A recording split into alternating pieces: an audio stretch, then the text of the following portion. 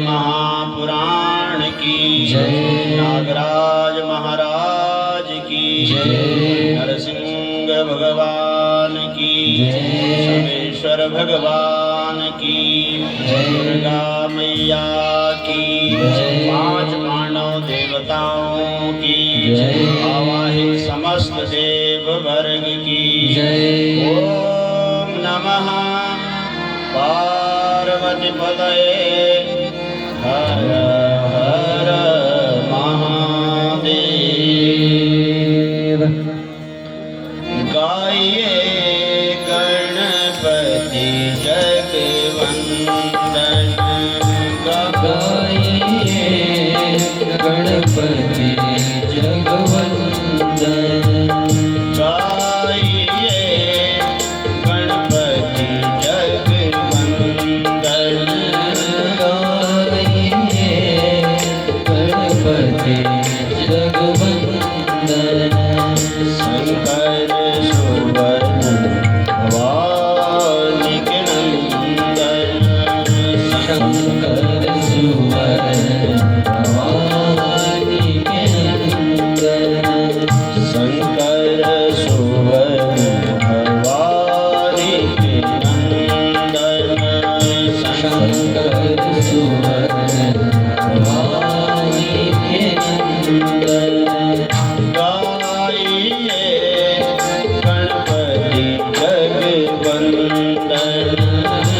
गाइए गणपति जगवंदन जो दोनों हाथों से मदर मदर ताली बजाते हैं।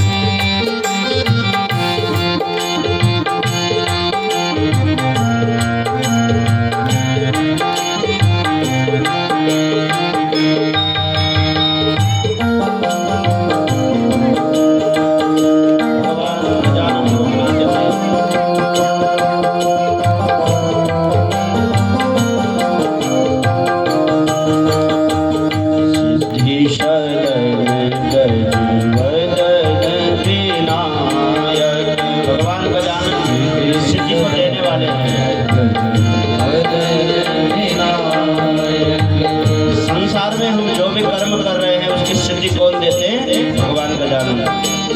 सिद्धि शरण वदन विनायक सीधे वदन विनायक कृपा सिंधु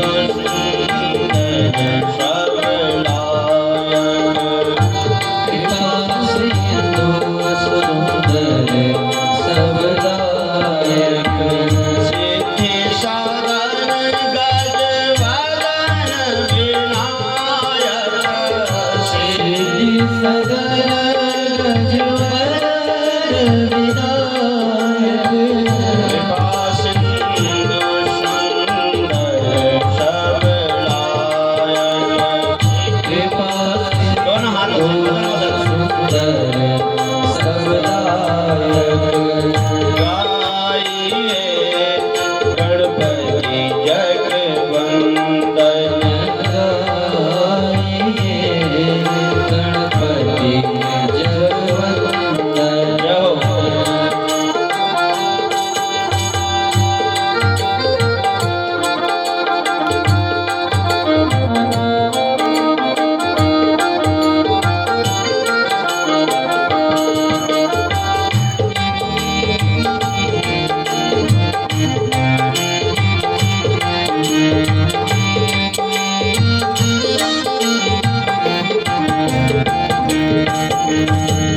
मोदक प्रिय तुझे मंगल दाता मोदक प्रिय मंगलदाता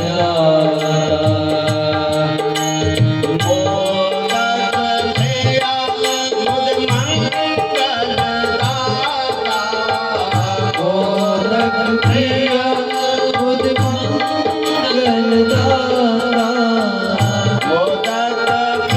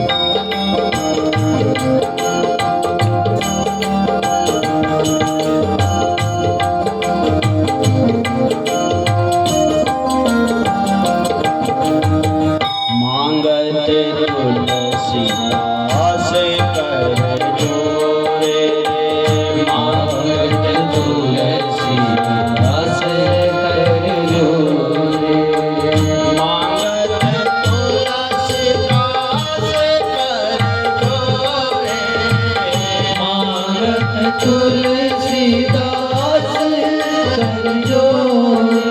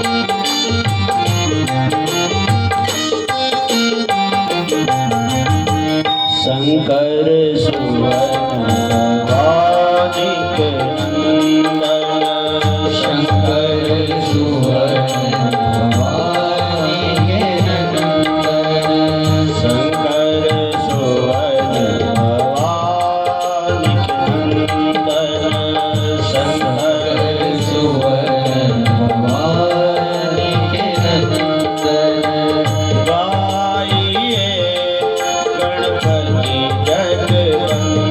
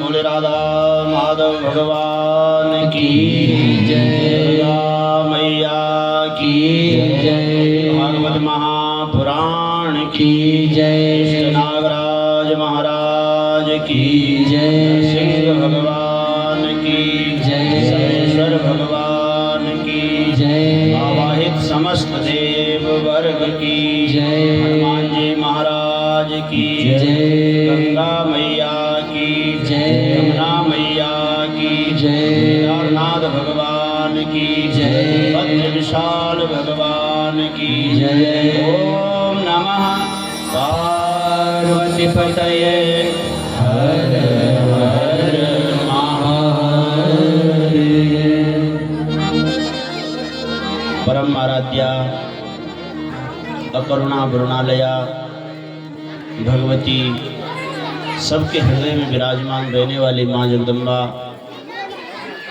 माँ जगदम्बा का वांग्मय स्वरूप श्रीमद् देवी भागवत महापुराण, श्रीमद् देवी भागवत महापुराण यज्ञ में पधारे समस्त देववर्ग के चरणों में वंदन करते हुए, श्यावा ग्राम सभा से पधारे भगवान समेश्वर के चरणों में वंदन करते हुए, सालो गांव सभा से पधारे भगवान नरसिंह देवता के चरणों में वंदन करते हुए, सौरा सारी और मल्ला से पधारे भगवान समेश्वर देवता के चरणों में वंदन करते हुए, भगवान नागराज फिलंग से पधारे उनके चरणों में प्रणाम करते हुए, एवं भगवान भगवती माँ दुर्गा जोड़ाव से पधारे उनके चरणों में भी वंदन करते हुए, और हमारे भेला टिपरी ग्राम से पधारे 5 पांडव देवताओं के चरणों में वंदन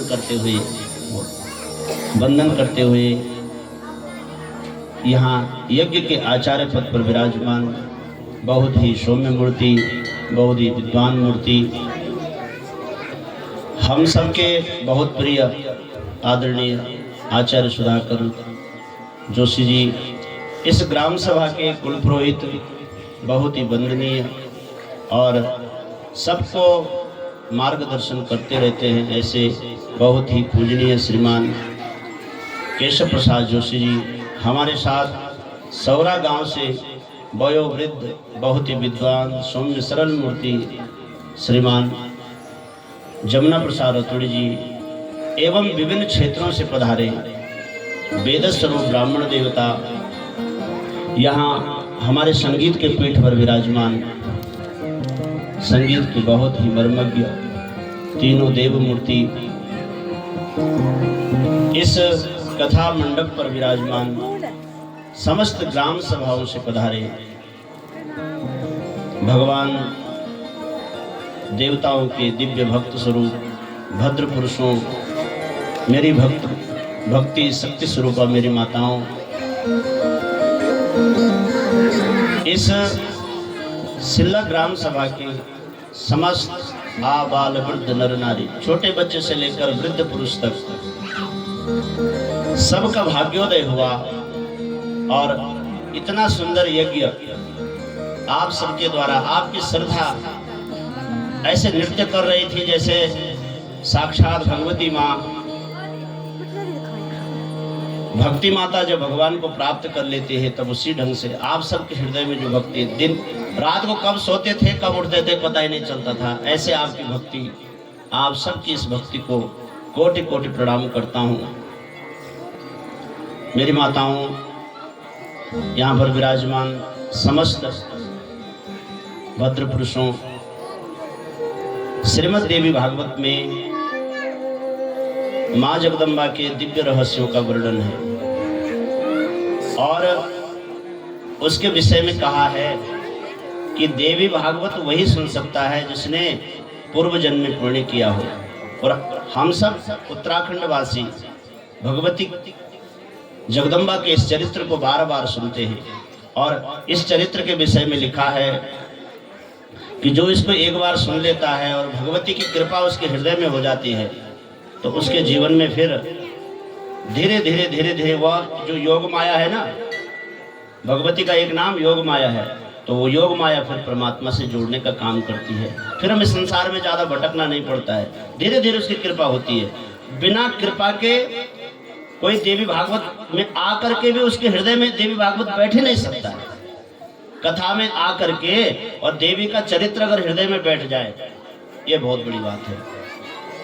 और अगर जीवन में, हमने एक दिन कथा में रहस्य समझाया था कि कथा हम सुनते हैं, लेकिन अगर हमने 9 दिन तक जितनी कथा सुनी, मेरी माताओं आप लोगों ने बहुत भाव से कथा सुनी है। अब ध्यान से सुनेंगे, मेरी तरफ देखिए, कोई आपस में बात नहीं करेंगे। मैं हाथ जोड़ के प्रार्थना करता हूँ, बच्चों पे भी मत ध्यान दीजिए, मेरी तरफ आपके लिए बोल रहा हूँ। बच्चों को भी रहने दीजिए, छोड़ दीजिए थोड़ी देर के लिए, भूल जाइए कि हमारे बच्चे हैं। यहाँ पर केवल एक भाव बनाइए, क्योंकि जब आप आपस में बात करेंगे तो बढ़िया बात निकल जाएगी। क्या होता है ना, एक बाण बनाने वाला व्यक्ति बाण बना रहा था, उपनिषद में बड़ी दिव्य कथा है, और वो बाण बना रहा था और इतना तन्मय था उस बाण बनाने में कि वहां से एक राजा की सेना निकल गई, नगाड़ों के साथ, ढोल नगाड़ों के साथ निकल गई। पीछे एक सैनिक भटक गया था, तो उसने कहा कि इधर से गई, किससे पूछो, तो वो बाण बनाने वाले के पास गई। मैं इसलिए बोल रहा हूँ, जब तक हम ध्यान नहीं लगाएंगे, मन ऐसा है कि ये तुरंत कहाँ से कहाँ पहुँचा देगा। अभी आप यहाँ हैं, अभी पिलंग पहुँच जाएंगे, पिलंग के वनों में अपने, या अभी यहाँ है सौरा पहुँच जाएंगे, जहाँ का जो है 1 मिनट में पहुँचा देगा। लेकिन उसको रोकना है, जितनी देर तक कथा हो रही उतनी देर तक अगर हम रोक लिया तो हमारी साधना बन गई। तो वो बाण बना रहा था, बहुत देर तक वो बाण बनाते, वो आया, वो व्यक्ति ने 4-5 बार उससे कहा कि अरे भैया एक बात सुनो जरा, मैं आपसे कुछ पूछना चाह रहा हूँ। लेकिन उसकी इतनी तन्मयता थी उस बाण में कि उसके शब्द भी उसे सुनाई नहीं दे रहे थे।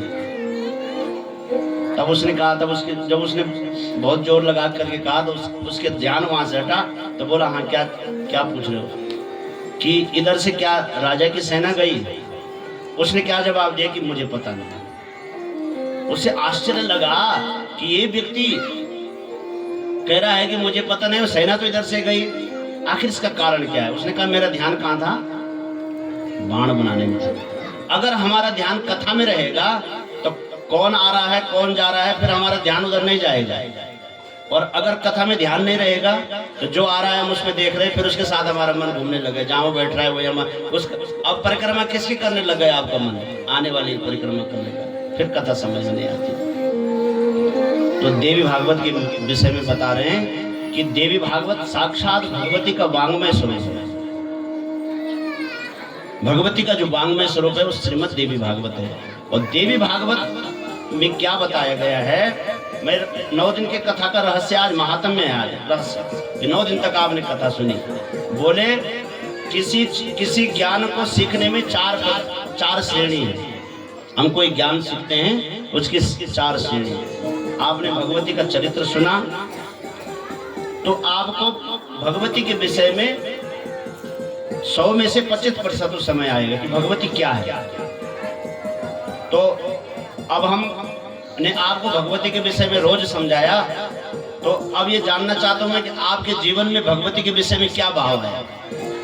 नंबर 1 ध्यान रखना, फिर मैं दोबारा बता रहा हूँ क्योंकि इतना समय नहीं मैं आपसे पूछूं। सबसे पहले यह है कि भगवती जगदम्बा हमारे जीवन में अनेक रूपों में विराजमान है। सबसे पहले माँ के रूप में विराजमान है, फिर हमारे हृदय में श्रद्धा के रूप में विराजमान है, फिर हमारे हृदय में स्मृति के रूप में विराजमान है, फिर हमारे घर में वह वैभव के रूप में विराजमान है, फिर हमारे घर में वह शांति के रूप में विराजमान है। ये सब भगवती के स्वरूप है और इनके बिना हमारा जीवन चल भी नहीं सकता।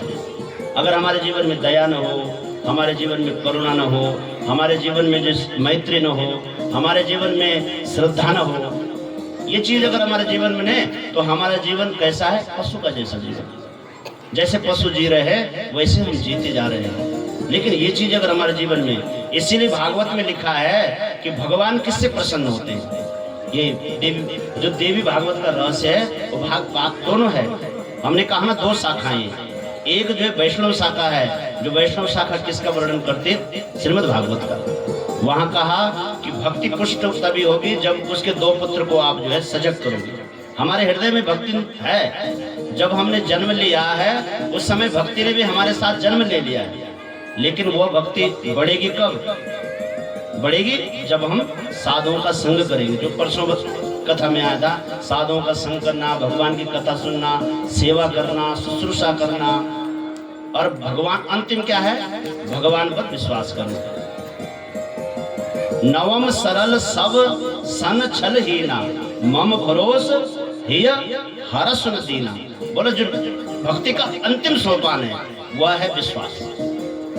विश्वास इसीलिए गोस्वामी जी ने कहा ना, क्या कहा कि मैं जो हूँ भगवान शिव को किस रूप में मानता हूँ? भवानी शंकरो वंदे श्रद्धा विश्वास रूपिणो। भवानी और शंकर हमारे जीवन में हर समय है, एक भी समय हम उनके बिना नहीं रह सकते। लेकिन किस रूप में है? श्रद्धा के रूप में तो माँ भवानी है। यही देवी भागवत समझा रहा है।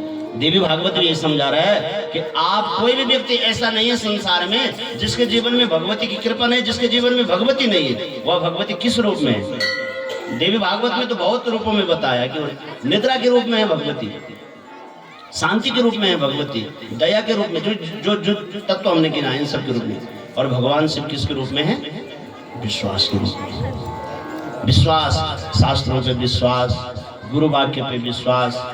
और जो हमारे बड़े लोग हैं, घर के वृद्ध जन हैं, जो अनुभवी पुरुष है। देखो आज क्या हो रहा है समाज में, एक शिकायत आ रही है, समाज की शिकायत आ रही है कि गांव में जो है वृद्ध लोगों की बातें सुनी नहीं जा रही, वृद्ध लोगों को तिरस्कृत किया जा रहा है।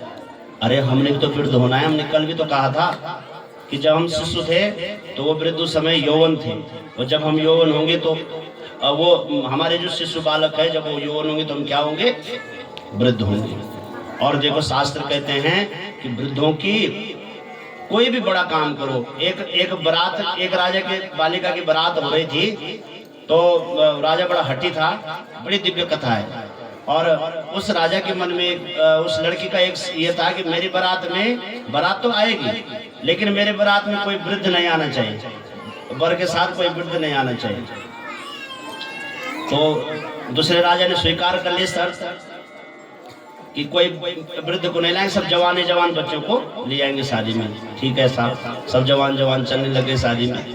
पर उस लड़के का एक नाना था, उसने कहा ऐसा है कि सब जवान नहीं जा रहे, कई समस्या, वो कोई चक्कर है, जो शर्त लगी है गड़बड़। मेरे को ऐसा करो कि जो पहले जमान कंड नहीं जानते घीड़े पर, बोल कंड मत रखो उसमें, उस घीड़े में मेरे को भर दो, और उस घीड़े से थोड़ा श्वास लेने के लिए मेरे को बना दो। बुढ़िया ने बोल के मैं खुंदे आओ बड़ी देख लो। अब साहब बारात कहाँ पहुंची? नदी के किनारे पहुंची। तब तक गांव से 4 लोग संदेश लेके आ गए कि राजकुमारी कह रही है कि बारात को लेकर के तभी आना घर पे जब इस नदी को खाली कर देना। शर्त क्या लगा दी कि बारात लेके तभी पहुंचना घर में जब इस नदी को खाली कर देना। अब सबकी हालत खराब, नदी कौन खाली कर सकेगा? नहीं, उसने शर्त लगाई थी कि इस नदी में बारात लेके तभी आना जब इस नदी में आप दूध बहा दोगे। तो दूध की नदी, इस नदी को क्या करना है?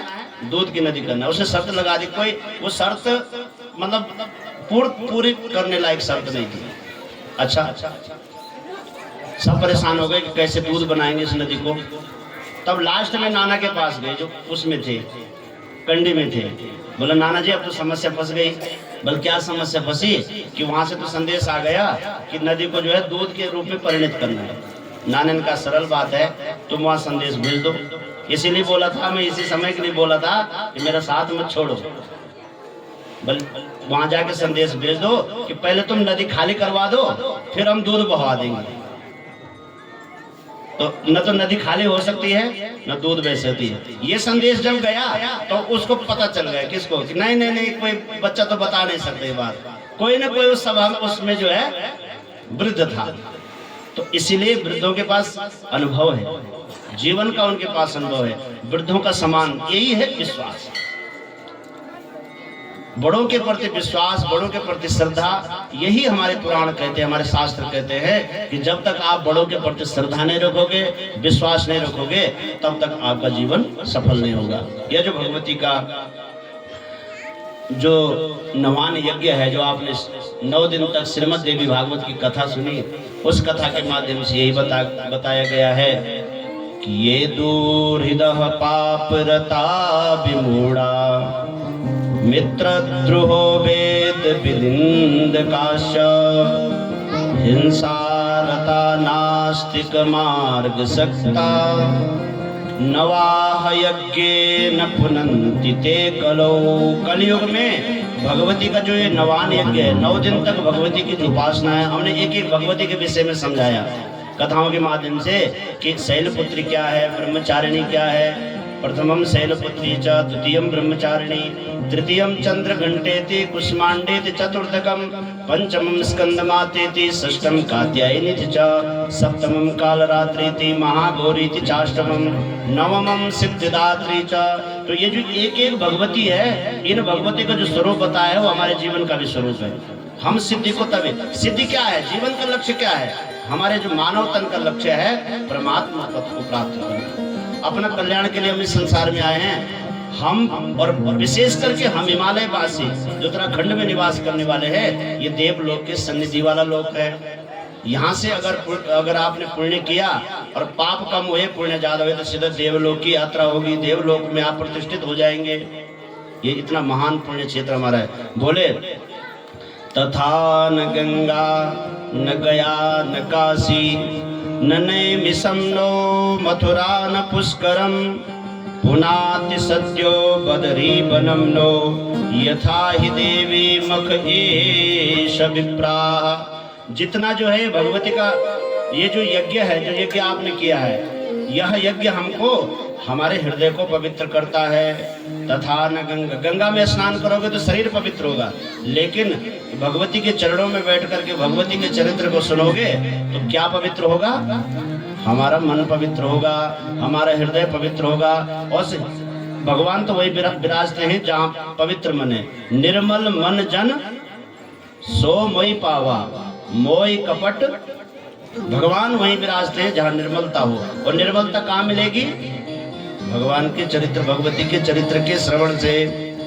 न नैमिषं नो मथुरा वनम वा, आप नैमिषारण्य चले जाओ, मथुरा चले जाओ, काशी चले जाओ, लेकिन अगर मन की शुद्धि नहीं हुई, मन पवित्र नहीं हुआ, तो सारी यात्रा करना फिर वही हो जाएगी, भ्रमण मात्र हो जाएगा। और अगर भगवती के चरणों में आप बैठ करके आपका मन पवित्र हो गया, तो समझ लो कि आपने पूरे विश्व की, ब्रह्मांड की यात्रा कर ली है।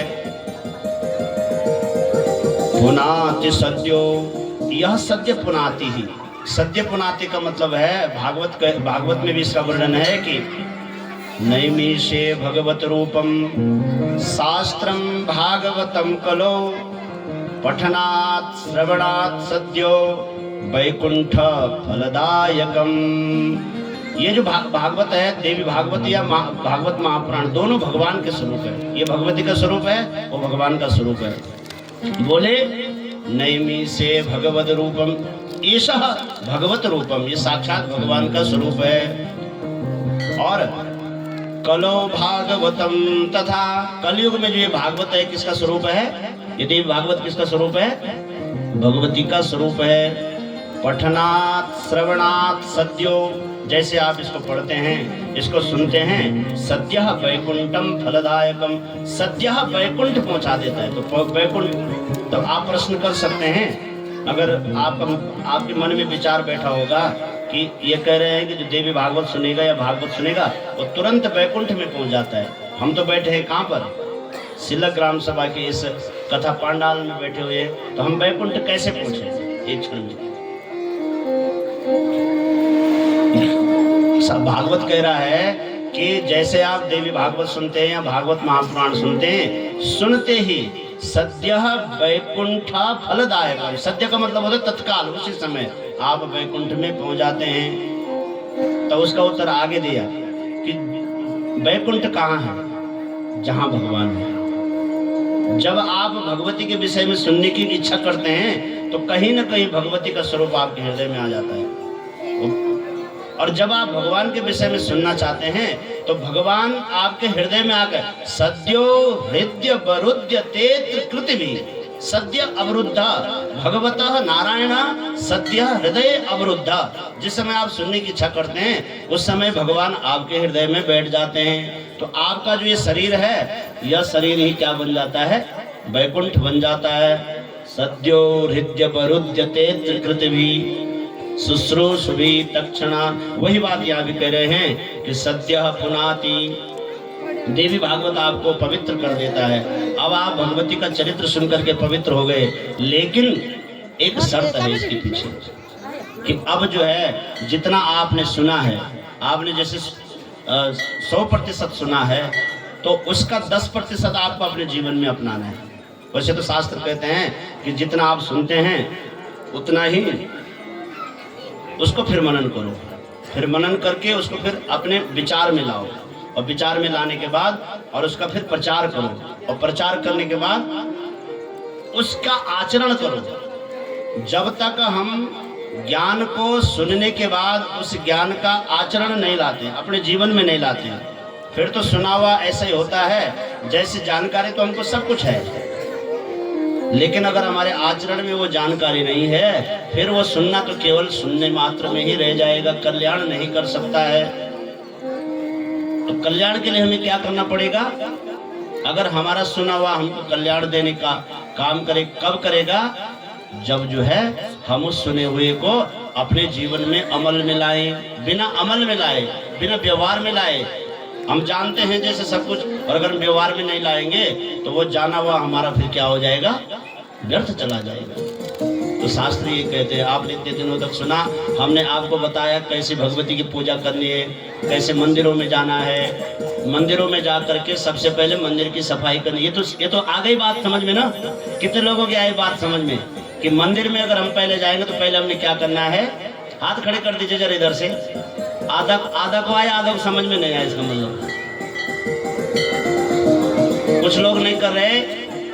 देवी भागवत में लिखा है कि मंदिर में जब आप प्रवेश करते हैं तो मंदिर में पहले क्या करना है? क्या करना है? एक बार जोर से बोलिए। सफाई करना है। क्यों? कि भगवान गंदे स्थान में नहीं रहता है। भगवान कहाँ रहते हैं?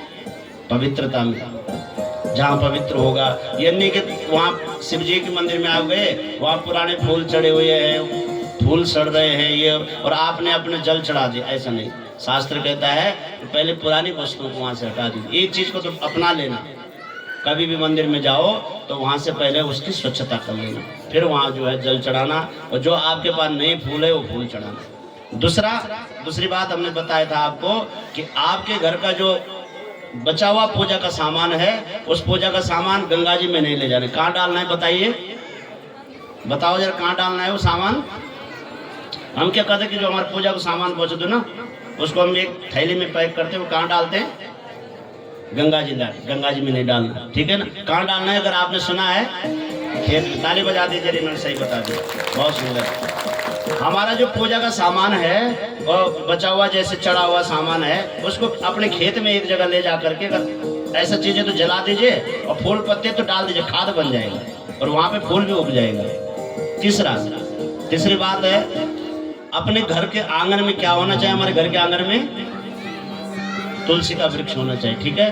क्योंकि आज जो है जो कथा है, इसमें तुलसी की बड़ी दिव्य कथा है। कथा के माध्यम से समझाता हूँ, क्योंकि भगवान ने वचन दे रखा है तुलसी माता को कि अगर मेरी पूजा में तुलसी का पत्र नहीं चढ़ेगा तो पूजा व्यर्थ चले जाएगी, ठीक है? और जो समय चला जाता है फिर नहीं आता है, ध्यान रखना। जितना हमारा उम्र चले गई ना, अभी वापस नहीं आने वाला। एक बहुत बड़े अच्छा भाव है, देखते हैं।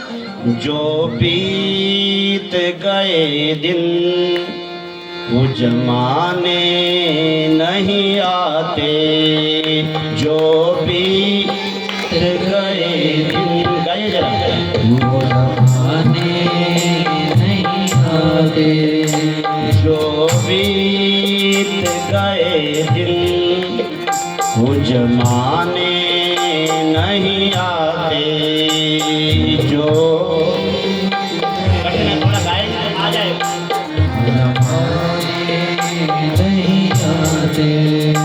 आते हैं नए लोग, पुराने नहीं आते, आते हैं नए लोग, पुराने नहीं आते, जो बीत गए दिन वो जमाने नहीं आते, जो बीत गए दिन वो जमाने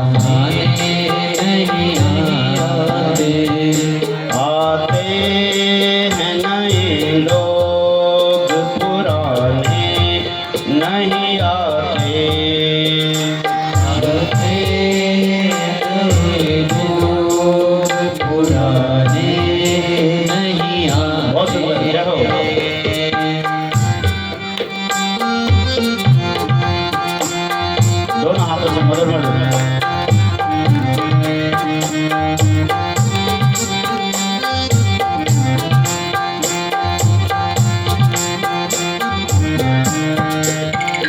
बरसों गुजर गए इन डालियों को वृद्धावस्था का वर्णन है। बरसों गुजर गए इन डालियों को सूखे।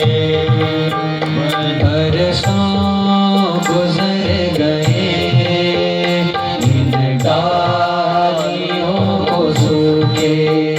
पंछी भी यहाँ रात बिताने नहीं आते। पंछी भी यहाँ रात बिताने नहीं आते। कोई कह रहा था कि उत्तराखंड में भी अब वृद्धाश्रम बन गए। उत्तराखंड में नहीं थे वृद्धाश्रम, लेकिन उत्तराखंड में भी अब वृद्धाश्रम है। माने जब सूख गए ना पेड़, वृद्धावस्था आ गई, तो जिन पक्षियों को पाला था ना वो भी अब खबर लेने नहीं आते। कितना बड़ा भाव है। बरसों गुजर गए इन डालियों को सूखे। बरसों गुजर गए इन डालियों को सूखे। एक वृंदावन में वृद्धाश्रम है, तो उसकी माँ रोज दरवाजे पर जाकर देखती कि आज मेरा बच्चा आ रहा है, कल मेरा बच्चा आ रहा है, और बच्चा बहुत बड़े पद पे विराजमान है।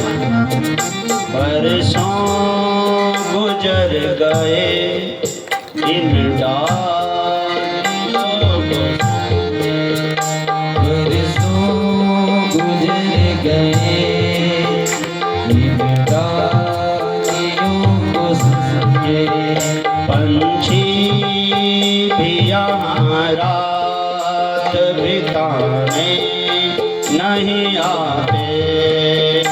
पंछी भी यहाँ रात बिताने नहीं आते। लकड़ी के मकानों में चिरागों को न रखिए। के मकान में चिरागों को न रखिए।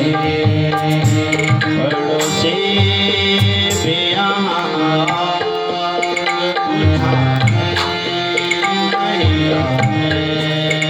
पड़ोसी भी यहाँ आग बुझाने नहीं आते। जो बीत गए दिन माने नहीं आते। गाओ जरा। जो बीत गए दिन वो ज़माने नहीं आते। आते हैं नए लोग पुराने नहीं आते। आते हैं नए लोग पुराने नहीं आते। आते हैं नए लोग पुराने नहीं आते।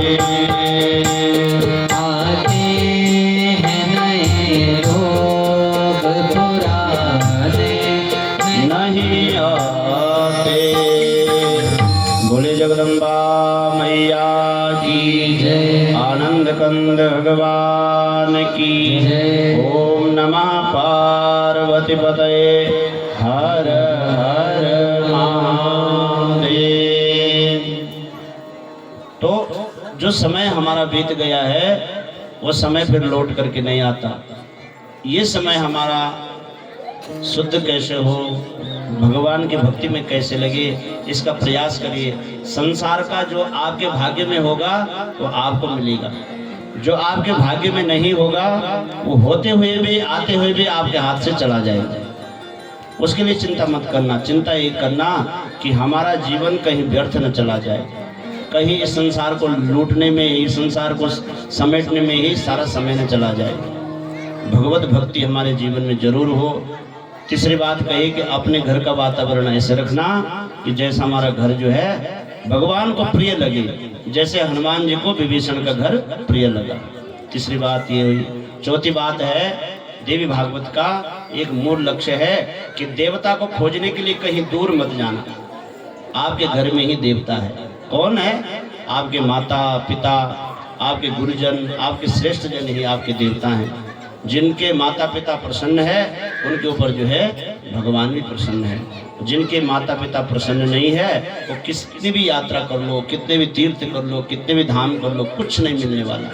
अनेक कथाएं हैं, उन कथाओं में न जा करके मैं केवल आपको विशेष विशेष बातें बता रहा हूँ। चौथी बात क्या है? घर में माता पिता का सम्मान। और पांचवी बात है कि माता पिता ऐसा आचरण करे कि उनके बच्चे जो है उनसे सद्गुण सीखे। पांचवी बात है, हमने इसको बहुत रहस्य समझा है। कैसे? क्योंकि जो माता पिता होते हैं वो संतान के लिए क्या होते हैं? आदर्श होते हैं। वो उनका अनुकरण करते हैं। तो आपको पांचवी बात में क्या करना है? ऐसा कोई आचरण नहीं करना है अपने बच्चों के सामने जो आने वाले समय के लिए उनके हृदय में गंदा संस्कार बैठ जाए। अगर आप कोई व्यसन भी करते हैं तो बच्चों से डरिए, बच्चों से डरिए कि बच्चों के सामने हम न करें। ऐसा नहीं कि अभद्रता नहीं करनी है बच्चों के सामने, क्योंकि फिर वो हमसे ही सीखते हैं। ये ध्यान रखना, ये बहुत बड़ी बात है। क्योंकि हम अगर अपने बच्चों को श्रेष्ठ मानव बनाना चाहते हैं तो हमें पुण्य करना पड़ेगा। बिना पुण्य का किसी का संतान श्रेष्ठ पद में नहीं जा सकता है। देखो, साधारण सी बात है, मैं इधर उधर का उदाहरण नहीं देता हूँ। हमारे यहाँ पर विराजमान है श्रीमान भरत सिंह रमोला जी, बहुत हमारे सौरा गांव के देवता के पुजारी है। मैं उदाहरण दे रहा हूँ। इनका बच्चा बाहर रहता था, पहले बाहर सर्विस इत्यादि करता था।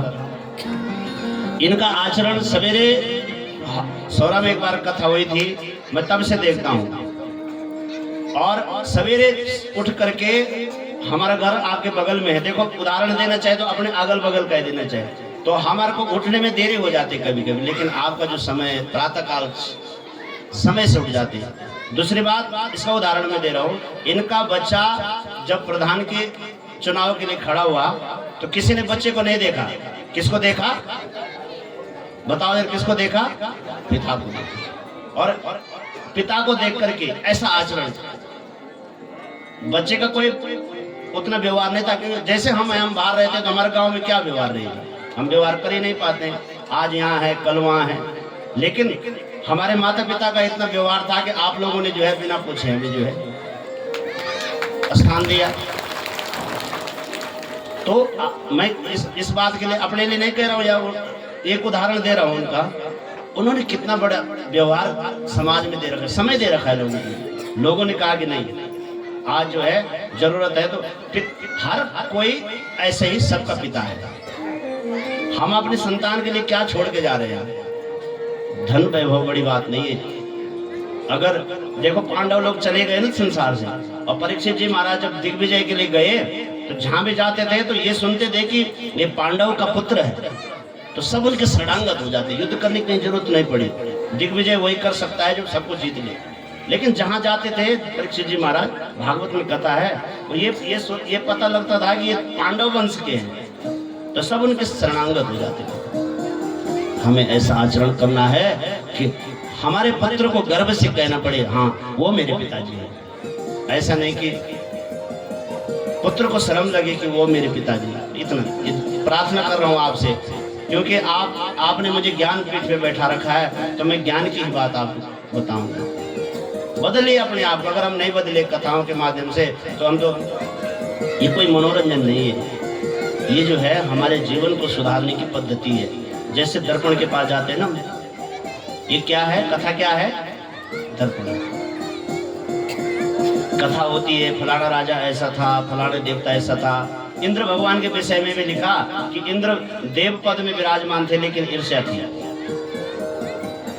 और ईर्ष्या अगर व्यक्ति के जीवन में है तो फिर आगे नहीं बढ़ने देता व्यक्ति को। कई बार इंद्र जो है दुखी हुए, वहां भी 1000 वर्ष तक मानस सरोवर में कमल के अंदर रहना पड़ा।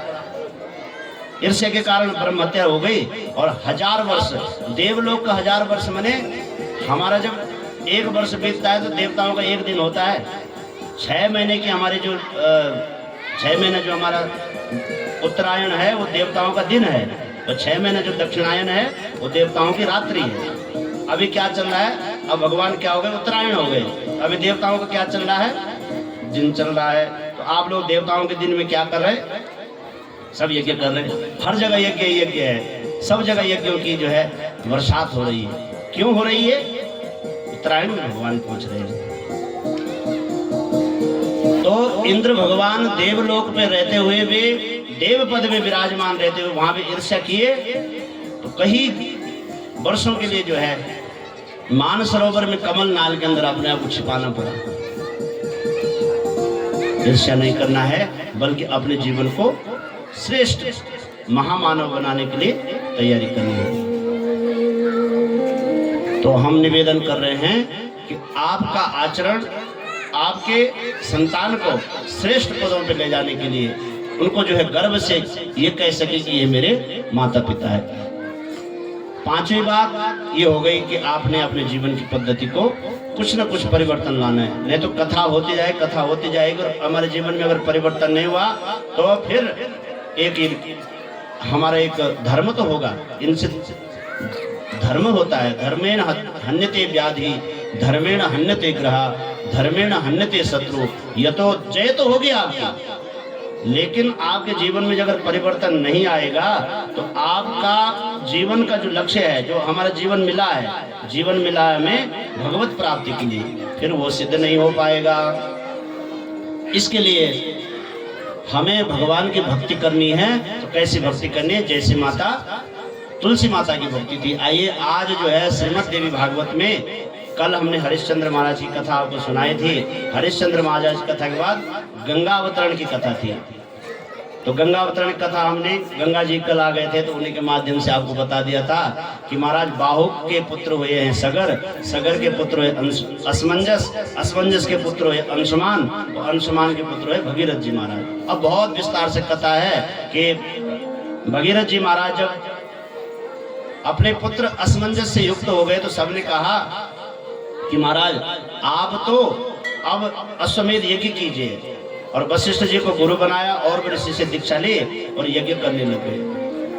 वर्णन है देवी भागवत में, वर्णन है कि जो 100 अश्वमेध यज्ञ कर लेता है वो फिर कहाँ पहुंच जाता है, इंद्र के पद पर पहुंचता है। हमने कल भी कहा था, आपसे निवेदन किया था कि जो जितने बड़े पद पर है उतना बड़ा यज्ञ मैंने उतना त्याग किया है जीवन में।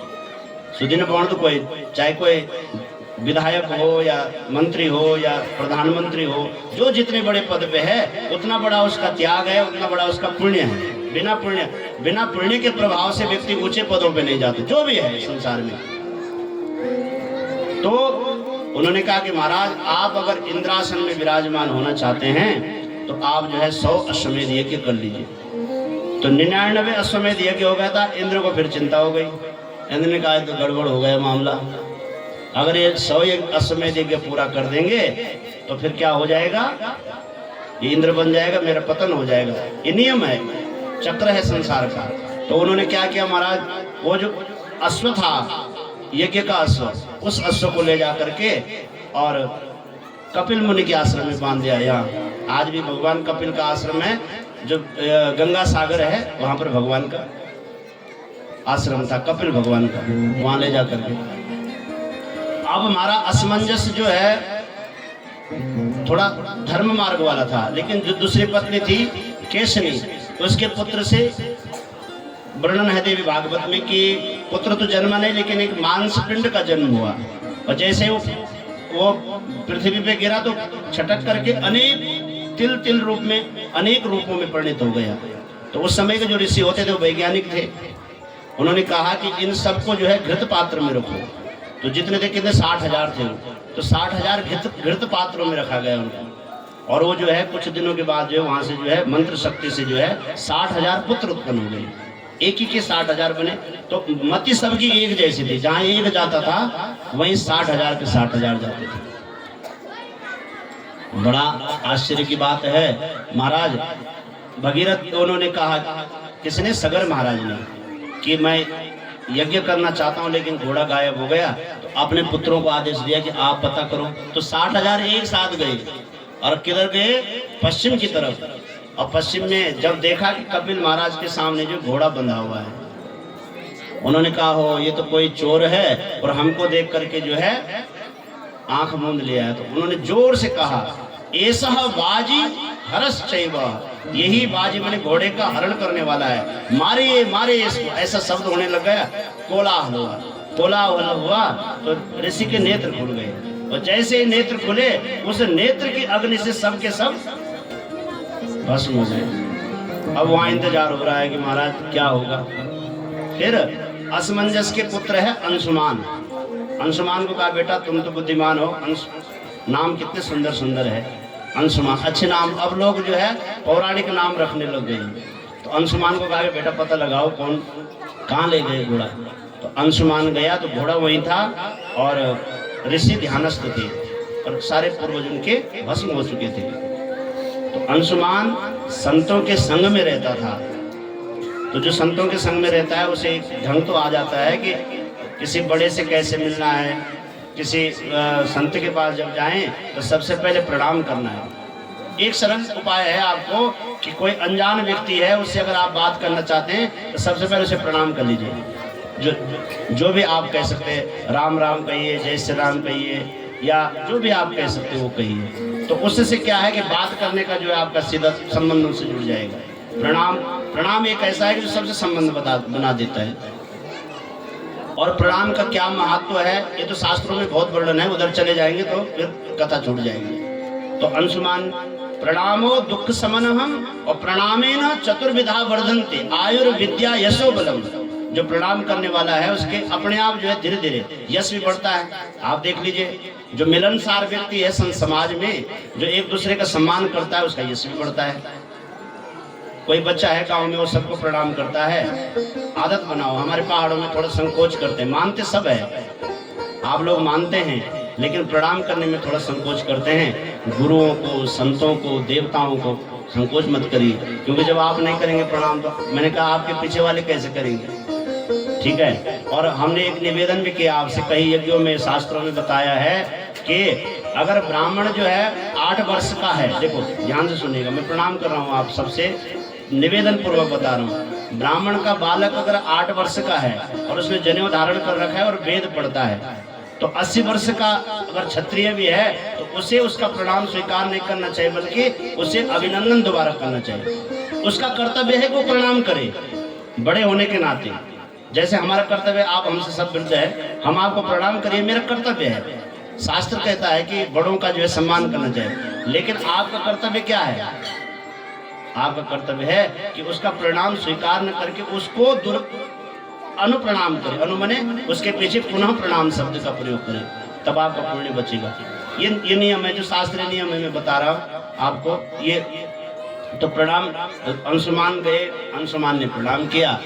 जैसे ही प्रणाम किया महाराज, ऋषि ने नेत्र खोले और दयाद हो गए। देखो क्रोध हो रखा था, एक को तो भस्म कर दिए। बोले प्रभु ये जो घोड़ा है ये मेरे पिता का जो है यज्ञीय घोड़ा है, और ये आपके यहाँ कैसे आया? अब उन्होंने देखा कि वहां पर जो है उसके ढेर लगी हुई, राख की ढेर बनी हुई है। तो उन्होंने कहा कि ये राख की ढेर कैसी है? तब कपिल महाराज ने कहा कि तुम्हारे ही पूर्वज, उनके चाचा हो गए ना, क्योंकि असमंजस और ये जो 60,000 पुत्र है भाई भाई है, और ये असमंजस का पुत्र है अंशुमान। तो अंशुमान का क्या हो गया? चाचा लोग हो गए सब।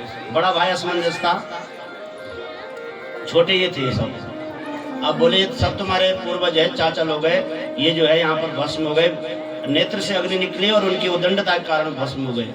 अब चिंता हो गई। वर्णन है महाराज देव भागवत में कि घोड़ा भी ले गए, यज्ञ भी हुआ, लेकिन अब इंद्र पद नहीं प्राप्त हुआ। घोड़ा तो दे दिया ऋषि ने, फिर घोड़े से यज्ञ भी हुआ। यज्ञ होने के बाद क्या मिलना चाहिए था? इंद्र पद मिलना चाहिए था, लेकिन नहीं मिल पाया। कारण क्या है? बोला पितृदोष लगा हुआ है। पितर तो वो हो गए, उनका तो अल्पकाय में मृत्यु हो गई और पितृदोष लगा। अगर हम कोई धर्म कार्य कर रहे हैं, बड़े से बड़ा कार्य कर रहे हैं और उसका फल हमें नहीं मिल रहा है, तो कहीं ना कहीं हमारे ऊपर देव दोष है या पितृदोष है। उसकी निवृत्ति का उपाय शास्त्र में वर्णन है। तो महाराज अश्वमेध यज्ञ करने के बाद भी जब देवलोक की प्राप्ति नहीं हुई तो वर्णन है कि ये कहा गया कि आपको तो पितृदोष लगा हुआ है। तो उनसे प्रार्थना की कि महाराज कैसे पितृदोष से निवृत्ति होगी, इन पितरों का उद्धार कैसे होगा। बोला अगर सरल बात होती तो हो जाता है, लेकिन इनका उद्धार तभी हो सकता है जब जो ब्रह्मा के कमंडल में विराजमान भगवान का चरणोदक है, वह चरणोदक जब आएगा तब इनका उद्धार होगा। ये बहुत विस्तृत कथा है महाराज। तो गए वो सब लोग असमंजस में तप के लिए चले गए और तपस्या करते करते उनका जीवन भी बीता। अंशुमान ने तप किया गंगा को लाने के लिए, उनका जीवन भी बीता। और फिर उसके बाद अंशुमान के हुए हैं दिलीप राजा। दिलीप ने भी तप किया और उनका जन्म भी निकल गया, लेकिन गंगा माँ नहीं आ पाई। उसके बाद अंतिम में किसने तप किया, भगीरथ ने तप किया। अच्छा, बहुत सुंदर, बहुत सौभाग्य का विषय है। हमारे बीच में डॉक्टर श्री अमित ममगाई विकास खंड अधिकारी भटवाड़ी से पधारे हैं। श्री गजेंद्र सिंह राणा जी सपरिवार सहित यहाँ पर पधारे हैं जामुक से। आप सबको बहुत बहुत शुभकामनाएं। आप भगवती कथा में आए और माँ जगदम्बा की आपके जीवन में खूब वृद्धि हो, आपकी उन्नति हो और आपके घर में धन समृद्धि बढ़े और सद्बुद्धि बढ़े। इसी भावना के साथ मैं जो हूँ कथा को आगे बढ़ाऊं, ये था ना। बोले जगदम्बा मैया की जय, गंगा मैया की जय। तो महाराज गंगा माँ को लाने के लिए किसने फिर प्रयास किया, भगीरथ महाराज ने। बहुत 60,000 वर्षों तक तप किया, तब माँ गंगा जो इस पृथ्वी पर आई। और आई तो भगीरथ के पूर्वजों का उद्धार भी किया और हम सब के पूर्वजों का उद्धार भी कौन कर रही है, गंगा माँ। तो हमारा कर्तव्य क्या है गंगा माँ के प्रति, कि गंगा माँ को हमने स्वच्छता रखनी है, गंगा माँ की अखंडता वैभवता हमने बना के रखना, ये हमारा कर्तव्य है। ये श्रीमद् देवी भागवत महापुराण का यह मूल लक्ष्य है। अब कथा आती है, इसके बाद तुलसी माता की कथा आती है। बहुत विस्तार में है क्योंकि समय पूर्णाहुति का हो रहा है, इसलिए मैं संक्षिप्त में आपको माता तुलसी की कथा सुनाता हूँ। बोले जगदम्बा जय, आनंद कंद भगवान की जय। एक समय की बात है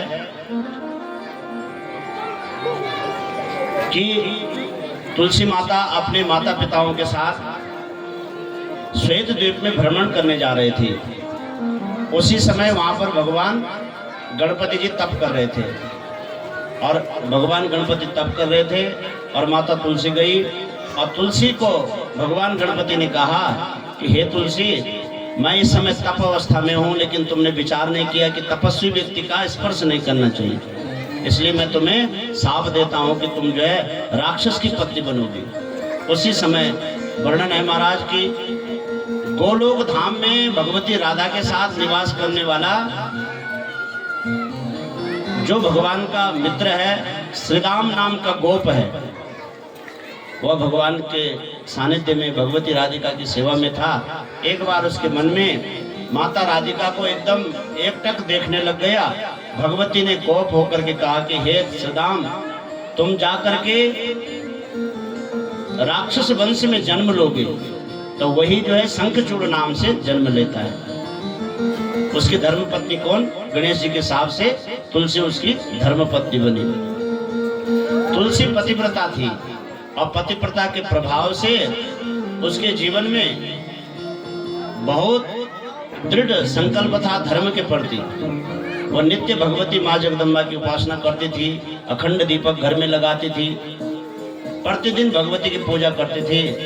और तुलसी माता के कारण, धर्म के कारण उसके जो पति है शंखचूड़, उसका जो है वैभव बढ़ने लग गया, वह उन्नति करने लग गया। सारे संसार में उसकी कीर्ति फैल गई, भूमंडल पर उसका राज्य हो गया। और जब उसका भूमंडल पे राज्य हो गया तो शंखचूड़ ने विचार किया कि भूमंडल पे तो मेरा राज्य है, मैं स्वर्गलोक में भी राज्य करना चाहता हूँ। तो वर्णन है महाराज के स्वर्ग पे उसने आक्रमण किया और देवताओं को भी जीत लिया। अब देवताओं को बड़ा आश्चर्य हुआ कि इसके अंदर इतनी शक्ति कहाँ से है। सारे देवता इकट्ठे हुए और कैलाश पर्वत पर विराजमान होकर के भगवान शिव से प्रार्थना करते हैं कि हे शिव, हम सब शंखचूड़ के अत्याचार से बहुत परेशान है, पृथ्वी भी बहुत दुखी है, आप कुछ ऐसा उपाय करिए कि शंखचूड़ का उद्धार हो जाए।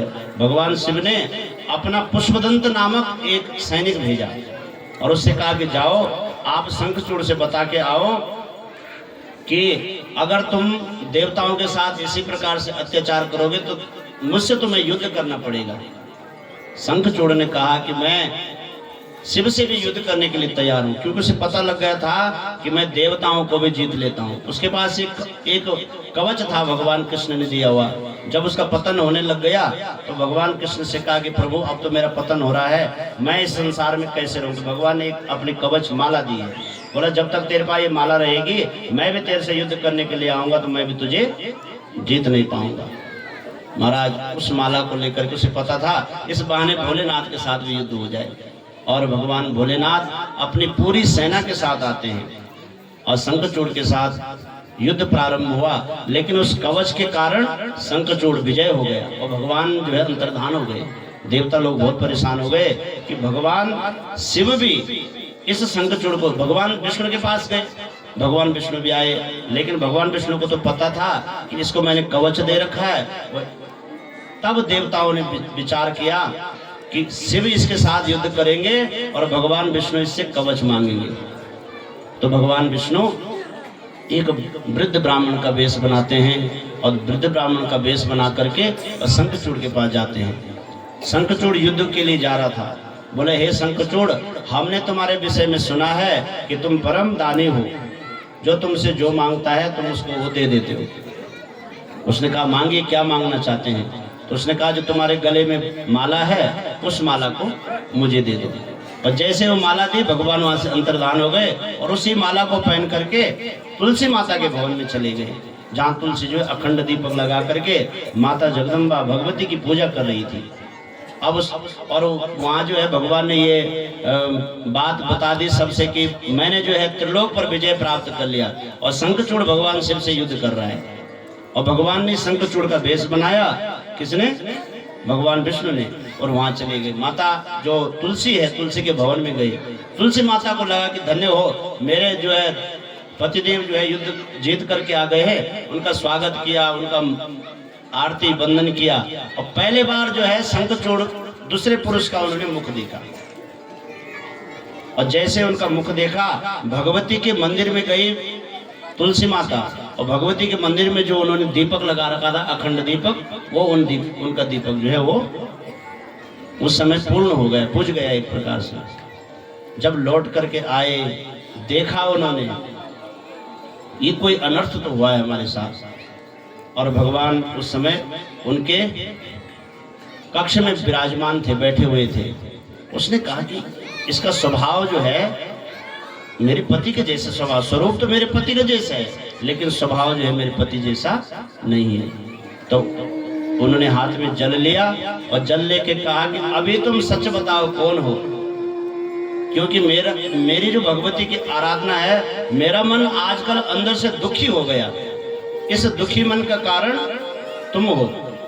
तब जो है भगवान डर गए, सती के मतलब पतिव्रता के स्वरूप को देख करके भगवान घबरा गए। भगवान उसी समय अपने चतुर्भुज रूप में प्रकट हो गए कि हे देवी तुम और कोई नहीं हो, तुम तो साक्षात मेरे धाम में वैकुंठ में रहने वाले तुलसी हो, और तुम्हें राधा के और गणेश के साथ के कारण तुम्हें जो है राक्षस कुल में आना पड़ा था, मैं उसकी निवृत्ति के लिए तुम्हारे पास आया हूँ। और जब भगवान जितनी देर में यहाँ रहे उतने देर में भगवान शिव ने महाराज शंखचूड़ का उद्धार कर दिया। शंखचूड़ मारा गया, देवता लोग प्रसन्न हो गए, देवता लोग अपने धाम में विराजमान हो गए, सबके जीवन में आनंद हो गया। तब इसको कोप हुआ, किसको? तुलसी माता को, कि तुमने जो है मेरे को छला है और मैं तुम्हें शाप देती हूँ कि अहम च शैल रूपेण गंडकी तेर सन्निधो अधिष्ठानं करिष्यामि भारते तव शापतः। तुलसी ने कहा कि मैं तुम्हें शाप देती हूँ कि तुम जो है पत्थर हृदय के हो, तुम पत्थर बन जाओ। तो वही यहाँ पर हरि भगवान शिला के रूप में परिणित हो गए। तो यहाँ पर एक जगह का नाम है हर्षिल। हर्षिल भी वही स्थान है जहाँ पर भगवान हर शिला के रूप में परिणित हो गए। और यही नेपाल में भी एक स्थान जहाँ गंडकी नदी बहती है, उस गंडकी नदी में शालिग्राम के रूप में भगवान जो है मिलते हैं। तो शास्त्रों में वर्णन है, तो भगवान ने स्वयं कहा अहम च शैल रूपेण गंडकी तीर सन्निधो अधिष्ठानं करिष्यामि भारते तव शापतः। हे भारती, मैं जो तुम्हारे शाप से पत्थर तो बन रहा हूँ, लेकिन जब मैं मेरी पूजा कोई करेगा और तुम जो है वृक्ष रूप में, तुलसी के वृक्ष रूप में परिणित हो जाओगे, और जब तक तुम्हारा कोई पत्र मुझे नहीं चढ़ाएगा तब तक मेरी पूजा पूरी नहीं मानी जाएगी। मेरी पूजा तभी पूरी होगी जब मेरी पूजा में कोई तुलसी दल चढ़ाएगा। जैसे भगवान शिव की पूजा में जब तक बिल्व पत्र नहीं चढ़ता है तब तक भगवान शिव की पूजा श्रेष्ठ नहीं मानी जाती, वैसे ही भगवान विष्णु की पूजा में तुलसी दल चढ़ाना बहुत आवश्यक है। बोले जगदम्बा मैया की। और तुलसी माता का इस प्रकार से राधा से संबंधित एक उपाख्यान है, क्योंकि जो नवम चरित्र है, नवम स्कंद है श्रीमद् देवी भागवत का, उसमें वर्णन है कि उसमें जो मूल शक्ति है राधा है। राधा ही इस सृष्टि का पालन कर रही है, राधा ही इस सृष्टि का संवरण कर रही है, और राधा ही इस सृष्टि को बना रही है। आराधिता राधिना, जो राधा की आराधना करता है वो इस संसार में जो भगवान की भक्ति पा लेता है। ये वर्णन है देवी भागवत में कि भगवती माता राधा की आराधना करना बहुत जरूरी है। तो आइए माँ जगदम्बा की कृपा से यह यज्ञ हमारे पूर्ण होने की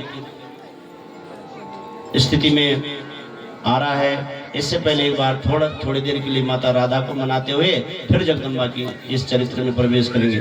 बोले जगदम्बा मैया की।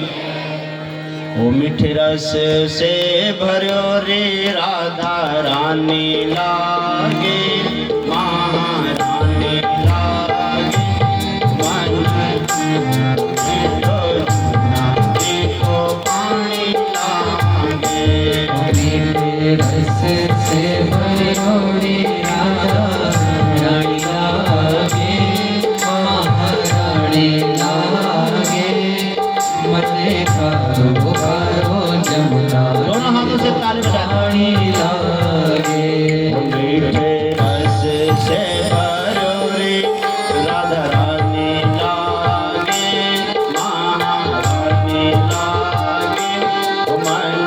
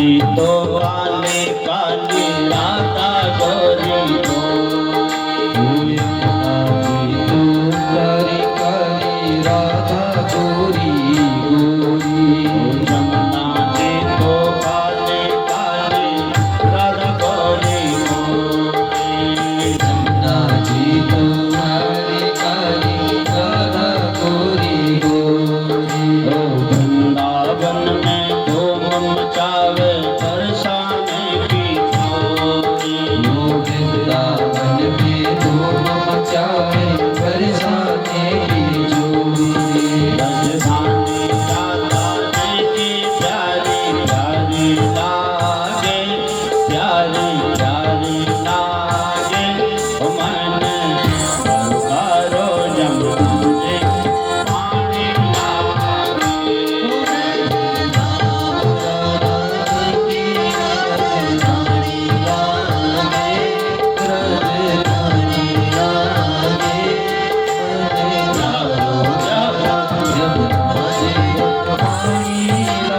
थोड़ा हाथ उठा कर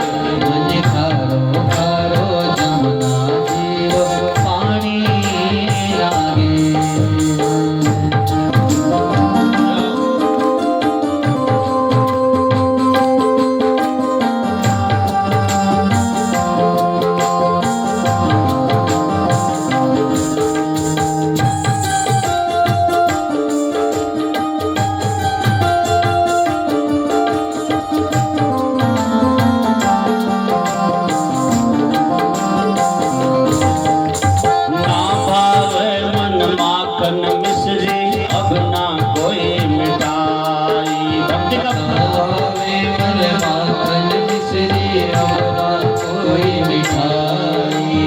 ना गाइए जरा ना जब देखो जब भक्ति में मन लग जाएगा जब आपका भाव बनने लग जाएगा हृदय में तो संसार की चीजें अच्छी नहीं लगेगी वही भाव है इसमें। ओ ना भावे मन माखन मिश्री अब ना कोई मिठाई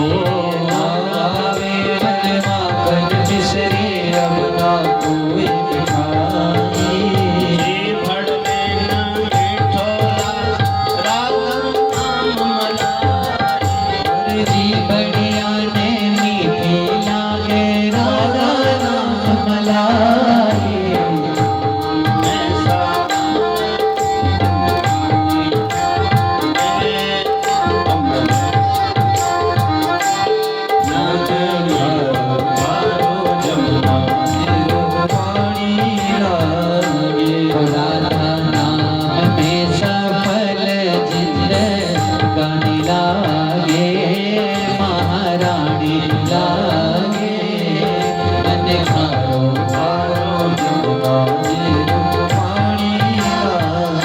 ओ मीठे रस से भरो रे राधा रानी लागे महारानी लागे ओ मन भरो जमुना जी को पानी लागे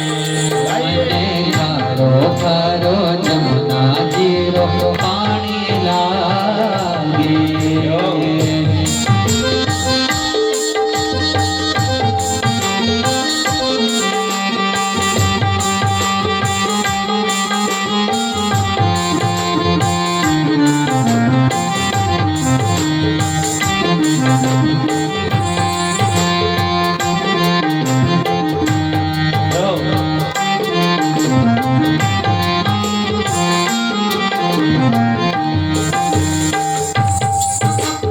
राधा राधा नाम जपत है जो नर आठों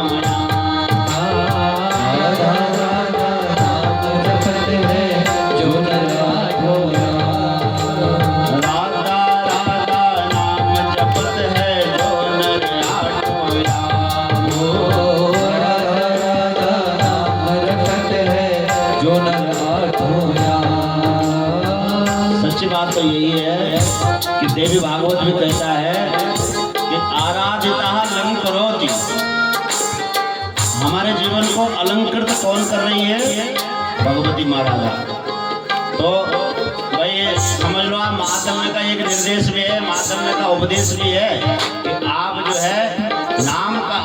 जरूर लेना। जिन्होंने गुरु दीक्षा ले रखी है गुरु मंत्र का जाप जरूर करना।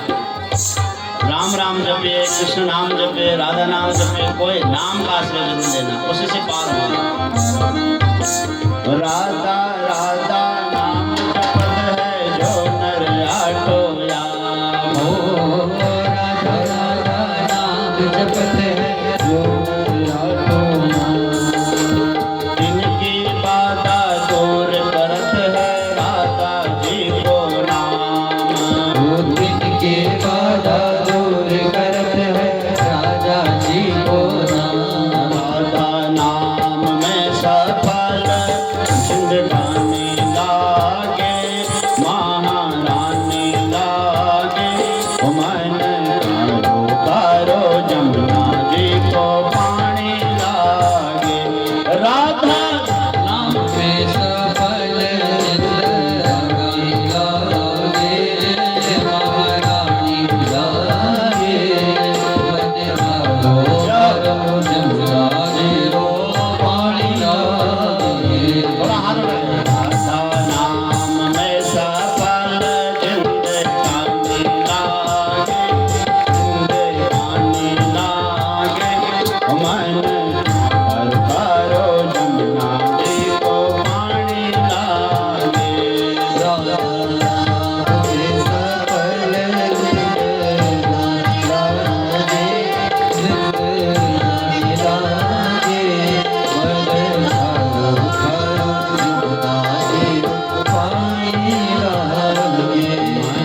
कारो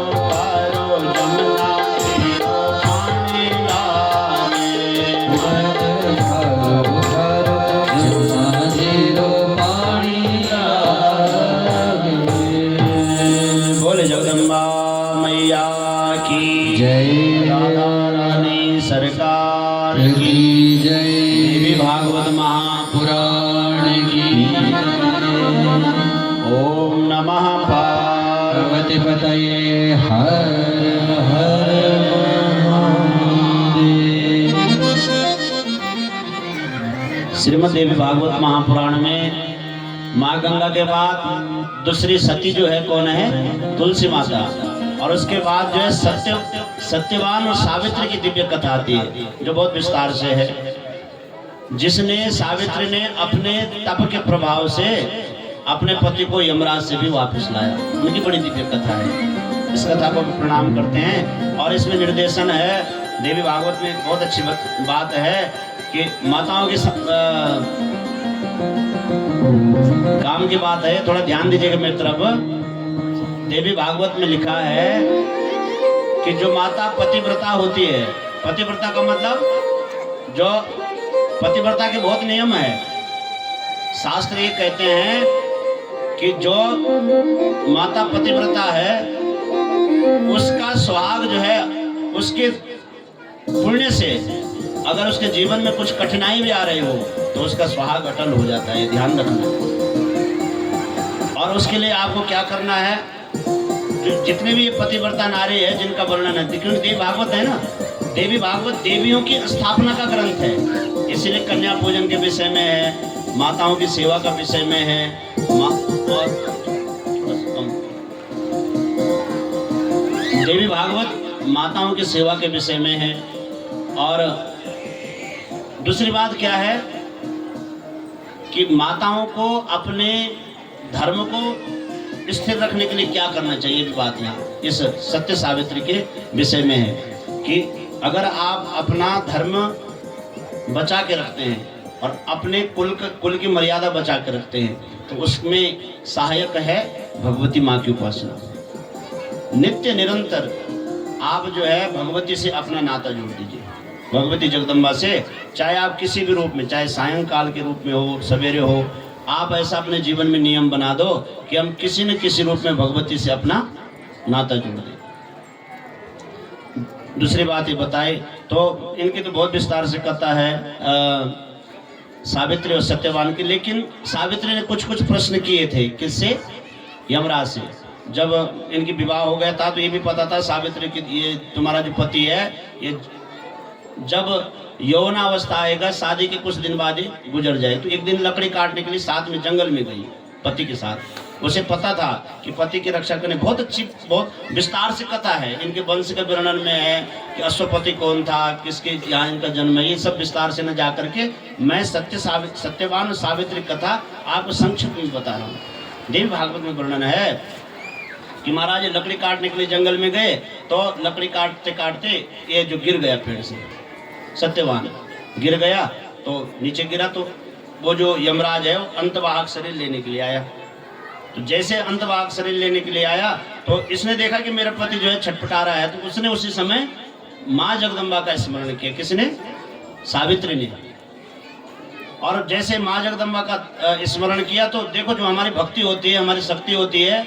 इसीलिए कहा कि जब हम कठिन स्थिति में पहुंचते हैं, जब हम बहुत कठिन स्थिति में, तो उस समय हमारा साथ कौन देता है? हमारा धर्म देता है। तो बहुत कठिन स्थिति में थी, अब क्या होगा? तो माँ जगदम्बा को स्मरण किया और माँ जगदम्बा ने इनको दिव्य दृष्टि दे दी, और उस दिव्य दृष्टि से इनको जो है यमराज का स्वरूप दिखने लग गया। और ये भी दिखने लगा कि यमराज जो है हमारे पति का अंतवाहक शरीर ले जा रहा है। और ये भी जो है माँ जगदम्बा से प्रार्थना करते, माँ मुझे एक शक्ति दे दी कि मैं भी इसके पीछे जा सकूं। और जब यमराज उनका अंतवाहक शरीर ले जा रहे थे तो पीछे पीछे भी जाने लगे, पीछे पीछे जाने लगे। अब यमराज ने देखा कि ये तो इसके पास ऐसी शक्ति कहाँ से आई कि बिना मेरे साथ तो वही जा सकता है जिसका स्थूल शरीर न हो, मैं तो सूक्ष्म शरीर ले जाता हूँ, लेकिन ये तो इसी शरीर से मेरे पीछे आ रहे, इसके पीछे क्या है? तो धर्मराज थे, उन्होंने उसका धर्म पकड़ लिया। इसके पीछे इसका सतीत्व धर्म है, इसके पीछे इसका भगवती का जो भजन है, भगवती के प्रति जो इसका प्रेम है, यही इसको ये शक्ति दे रहा है कि मेरे साथ आ रहे। तो बहुत प्रश्न उसने किया कि कर्म क्या होते हैं, कौन से अच्छे कर्म हैं, कौन से बुरे कर्म हैं। ऐसे ऐसे कर्मों में उलझाने लग गए उनको, प्रश्नोत्तर में उलझाने लग गए। और लास्ट में उसके प्रश्नोत्तर से प्रसन्न हो गए। कौन? यमराज। यमराज ने कहा, देवी तुम्हारी जो निष्ठा है, तुम्हारे अंदर जो भाव है वो बहुत उत्तम है, मुझसे कुछ वरदान मांग लो। तो बोले कि मुझे एक वरदान दे दीजिए कि मेरा जो है इन्हीं की तरह सुंदर एक पुत्र हो जाए, जैसे मेरे पति है वैसे इन्हीं की तरह मेरे एक। और उन्होंने कह दिया तथास्तु, बचाओ अब तुम्हारा पुत्र हो जाएगा। महाराज तुम्हारी बात सत्य कैसे होगी? मेरे पति को तुम लेके जा रहे हो, अगर तुम मेरे ऊपर सही में प्रसन्न हो तो मेरे पति को, तो अपने सतीत्व धर्म के कारण उसने जो अपने पति को यमराज से भी वापस लाया। यही एक कथा बताती है श्रीमद् देवी भागवत में कि अगर हम अपने धर्म का पालन करते हैं, देखो ये कठिन बातें हैं, लेकिन ये चीजें धर्म की बातें हैं, ये चीजें हमको जानना है। अपने धर्म का पालन करना बहुत जरूरी है। अगर हम धर्म का पालन करेंगे तो हमारे यहाँ आने वाले जो कठिनाइयाँ हैं वो हमें अपने आप दिख करके हम उसका सम्मान भी कर लेंगे। सावित्री की कथा के बाद श्रीमद् देवी भागवत में गौतम ऋषि की कथा आती, बहुत दिव्य। गौ सेवक थे, लेकिन उनके ऊपर गौ हत्या का ये लगा, माँ जगदम्बा की कृपा से गौ हत्या से भी वह निवृत्त हो गए। इसके बाद श्रीमद् देवी भागवत के अंतिम में जो है माता गायत्री के विषय में वर्णन है कि माँ गायत्री की उपासना प्रत्येक व्यक्ति को करना चाहिए। और उसके लिए हमने बीच बीच में जो है जो 11वां स्कंद है, इसमें ज्ञान प्रकरण है कि कैसे जो भक्ति करनी चाहिए, कैसे जो हम जो है साधना करें, कैसे योग करें, नित्य जो है कुछ न कुछ प्राणायाम इत्यादि हमारे जीवन में इस चीज़ें होनी चाहिए। 11वें स्कंद में बताया गया, जिसकी चर्चाएं हमने जो है कथा के मध्य में बीच बीच में आपको करते रहे। और इसके बाद 12वें स्कंद में जो है भगवती के धामों का वर्णन है, भगवती के सिद्ध पीठों का वर्णन है। जो सिद्ध पीठ है वहाँ पर सारे भैरव देवता का भी विशेष वर्णन है कि जहाँ जहाँ भगवती माँ की सिद्ध पीठ है वहाँ पर भैरव भगवान विराजमान है, जिनकी कथा हमने आपको बता दी। और इस प्रकार से यह श्रीमद् देवी भागवत महापुराण 12 स्कंदों से युक्त है, 18,000 इसमें श्लोक है। और जिस प्रकार से श्रीमद् भागवत महापुराण में 18,000 श्लोक है, उसी प्रकार से श्रीमद् देवी भागवत में भी 18,000 श्लोकों से यह ग्रंथ है। इसके विषय में बताया है कि यह साक्षात भगवती का स्वरूप है। जो इसका श्रवण करता है उसके जीवन में भगवती की कृपा बनी रहती है। अब भगवान देवता का आदेश है, नागराज का आदेश है कि 1 बजे जो पूर्णाहुति होनी है, और उस पूर्णाहुति में हमको भी वहाँ पर उपस्थित होना है। और कुछ क्षण बचे हुए हैं उसके लिए, पूर्णाहुति के समय के लिए। तो मैं सारे श्रीमद् देवी भागवत को समेट करके आप सबके हृदय में भगवती का वह स्वरूप बैठे, आपके जीवन में भगवती का भाव बैठे। इस भाव को लेकर के या श्री स्वयं सुकृतिनाम भवने स्वलक्ष्मी पापात्मनां कृतधियां हृदये सबुद्धि। आपके हृदय में वो माता बुद्धि रूप में आकर के, आपके घर में वो माता वैभव रूप में आकर के आपके जीवन को खूब सुख समृद्धि और आनंद से विराजमान करे। समय की ऐसी मांग है, देखो हमारे बीच में बहुत दूरस्थ क्षेत्रों से सब भक्तगण आए, नित्य आते रहे, कुछ भक्त श्यावत से भी आए।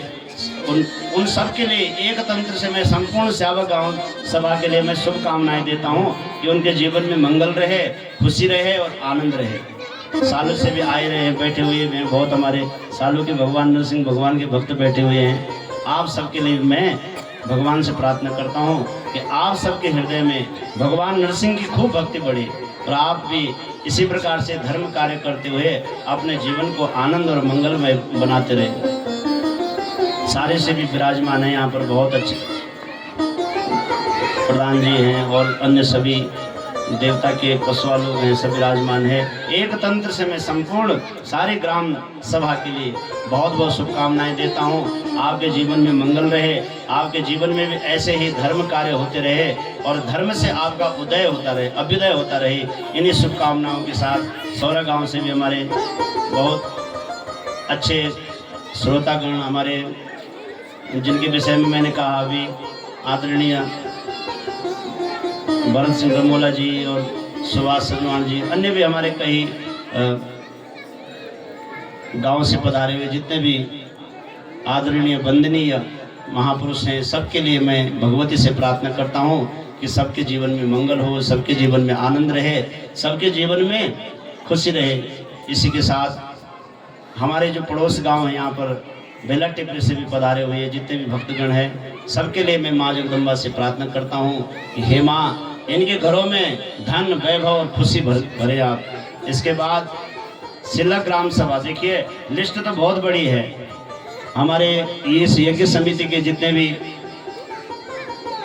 जो हमारे इस समय ग्राम प्रधान है, श्रीमती उमा राणा, धर्मपत्नी मोहन सिंह राणा, श्रीमती ज्योति राणा क्षेत्र पंचायत, श्रीमान राजेंद्र सिंह राणा, श्रीमान हरिओम सिंह राणा जी अध्यक्ष यज्ञ समिति के।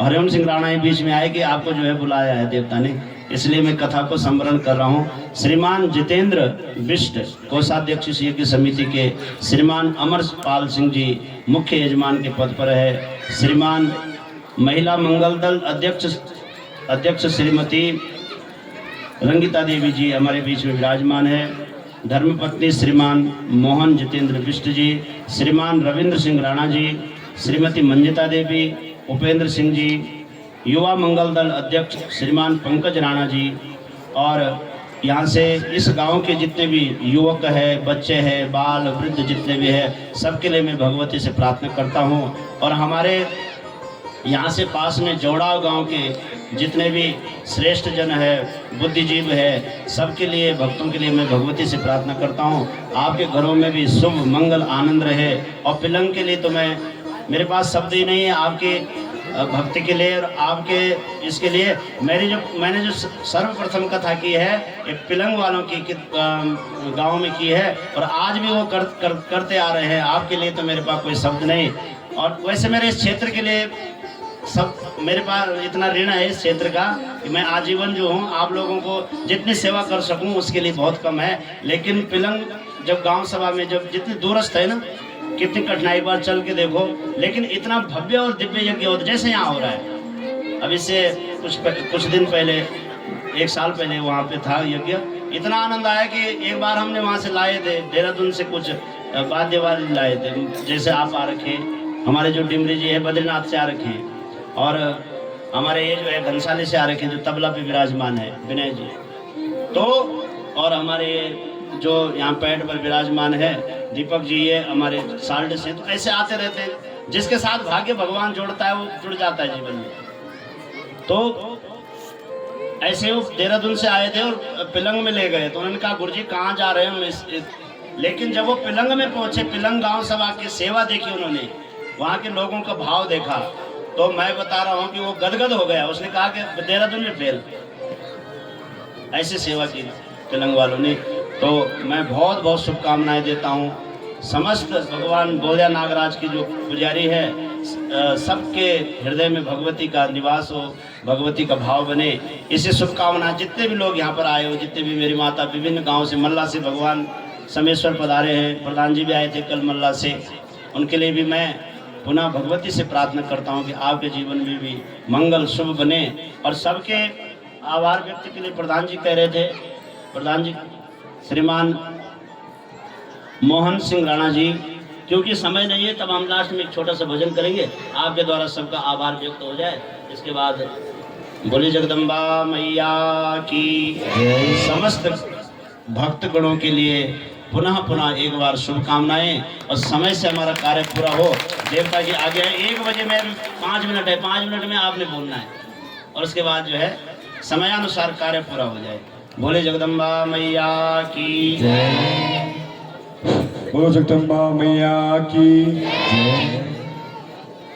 श्रीमद् भागवत माँ कथा महापुराण के व्यास पीठ पर विराजमान सरल स्वभाव के श्रीमान डॉक्टर द्वारिका प्रसाद जी, मैं आपका हृदय से हार्दिक स्वागत, अभिनंदन और धन्यवाद, आभार व्यक्त करता हूँ, जिन्होंने कि हमारे ग्राम पंचायत में चौथी बार इसी व्यासपीठ से कथा का आयोजन किया है। तो मैं आपके लिए अपनी ग्राम सभा की ओर से और प्रधान जी की ओर से, समस्त ग्राम सभा की ओर से बहुत बहुत आभारी और ऋणी रहूँगा कि शायद जो हमें कभी सीख नहीं मिली, जो ज्ञान नहीं मिला, शायद वो आपने हमारे जीवन में और हमारी ग्राम सभा के समस्त सभी लोगों के जीवन में वो ज्ञान भरा होगा, ऐसी आशा मैं करता हूँ। और आपको बहुत बहुत धन्यवाद देता हूँ कि ऐसे महान पुरुष व्यक्ति हमारे क्षेत्र में जन्मे हैं और उसका प्रचार प्रसारण जो आपका ज्ञान है उसको हमें बांट रहे हैं। इसके लिए मैं माँ भगवती से और भगवान से ये प्रार्थना करता हूँ कि आगे आप अग्रसर होते रहे, ऐसी मैं माँ भगवती से कामना मांगता हूँ। और जो आपका सरल स्वभाव है उसके लिए भी मैं आपसे प्रार्थनीय हूँ। इस अवसर पर यहाँ पर आचार्य लोग, इनका भी मैं बहुत बहुत धन्यवाद करता हूँ, जिन्होंने बहुत सुंदर प्रस्तुति दी यहाँ पर। सभी लोग इनके लिए तालियां बजाए। और सबसे बढ़िया साउंड दिया है हमारे बलूनी जी, हमारे क्षेत्र के, इनका भी मैं बहुत बहुत आभारी हूँ। और इस ग्राम सभा की प्रधान जी और यज्ञ समिति के अध्यक्ष जी एवं समस्त समिति के लोग, ग्राम सभा सारे से आए हुए ग्राम प्रधान जी, जोड़ाव से आए हुए ग्राम प्रधान प्रतिनिधि श्री रमेश सिंह राव जी एवं इस ग्राम सभा की महिला मंगल दल अध्यक्षा, योग मंगल दल अध्यक्षा एवं पांडाल में आए हुए सभी मेरी मातृ शक्ति एवं बाहर से आए हुए सभी मेहमानगण, इस ग्राम सभा की क्षेत्र पंचायत श्रीमती ज्योति राणा जी, जिसका अपार सहयोग मुझे मिला है इस कार्यकाल में, मैं उसका हमेशा हमेशा ऋणी रहूंगा। चाहे शासन गया चाहे प्रशासन गया, उसका आशीर्वाद मेरे ऊपर बना रहा, तब जाके मैं आप लोगों के बीच में चला। उसको मैं बार बार प्रणाम करता हूँ और ऐसी आशा करता हूँ कि भगवान उनको और आगे आगे मार्गदर्शन करता रहे, ऐसी कामना मैं भगवान से करता हूँ। समय कम है, मैं पुनः सभी ब्राह्मण मंडली का आभारी हूँ। जो भी जिस प्रकार से भी इस ग्राम सभा से कमियां हुई होगी, कमियां तो रही जाती है, पूरा कोई नहीं कर पाता है, तो उसके लिए मैं प्रार्थनीय हूँ। और हमारे कुल पुरोहित भी हैं और श्रीमान आचार्य जी सुधाकर जी जोशी जी का भी मैं बहुत बहुत आभारी हूँ, जो कि इतनी छोटी उम्र में उन्होंने इतना कुछ सीखा है, ज्ञान लिया है, उसके लिए मैं उस परिवार को उनको भी धन्यवाद देता हूँ। और कुल पुरोहित जोशी जी, वो तो बराबर हमारे परिवार की तरह है, उनको भी मैं बहुत बहुत धन्यवाद देता हूँ। समय का अभाव होते हुए समस्त ग्रामवासियों का मैं दिल से धन्यवाद स्वागत करता हूँ, आभार व्यक्त करता हूँ, जिन्होंने अपने अपार सहयोग से यज्ञ में दिया है, भगवान कहीं न कहीं उन सभी की मनोकामना पूर्ण होगी और समस्त ग्राम सभा शिला के सभी लोगों को इस श्रीमद् भागवत कथा महापुराण के माध्यम से कुछ ज्ञान मिलेगा, कुछ समझ मिलेगी, कुछ न कुछ जरूर इससे प्रभाव देखने को मिलेगा। ऐसी आशा मैं करता हूँ कि आने वाले समय में हमें कुछ परिवर्तन दिखेगा। देखो मेरी माताओं, मैं ज्यादा कुछ नहीं कह सकता हूँ। यहाँ पर व्यास जिन्हें सब कुछ आपको बताया है, आपके अंदर और अच्छा जोश भरा है, भरने भी चाहिए। तो माँ भगवती की कृपा हुई, कई सालों से हमारे मन में ये चर्चाएं चल रही थी, विघ्न बाधाएं आती रहती है, ये सब भगवान की कृपा होती है। इंसान चाहे कुछ भी सोचे, कुछ भी करे, डोर तो भगवान के हाथ में होती है। हम लोग सोच रहे रहते हैं हमारे हमसे कुछ नहीं हो सकता है। जब भगवान की कृपा हुई, माँ भगवती की कृपा हुई, तो भव्य हुआ, आप लोगों का सबका दर्शन हुआ और भव्य व्यवस्था हुई।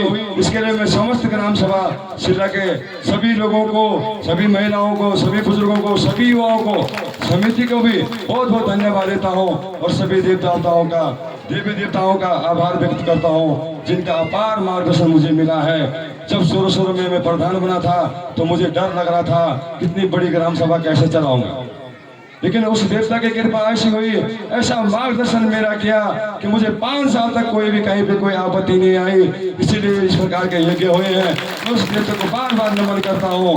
जब शुरू हुआ था तब तो इन्हें बोला था कि मुझे मेरी डोली बनानी है, तो हमने डोली बनाई और आज जब कार्यकाल खत्म हुआ है तो समापन उसकी कृपा से देवी भागवत महापुराण कथा हुआ है। मैं सभी ग्राम देवताओं को नमन करता हूँ, वंदन करता हूँ।